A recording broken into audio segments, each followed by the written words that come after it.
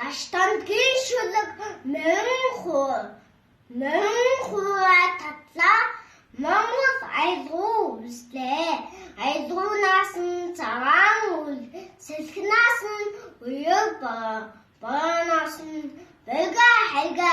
хайгаанаас нь хавийн уняараас нь уулын шугуйнаас нь шуудын жиргэнээс нь жимс тавцагнаас нь тойрон бүдээс нь уог эснээс нь ингэн бууянаас нь бутуул сандуулаас нь сонон зэглэнээс нь зайн ялзаанаас нь ялгуун саалаас нь сайва жороноос нь жороо цулбуураас нь хөлгийн эзэн нь эглэг Монгол мөн хуйн ихшхэн Монгол бүгдээ багтнаа.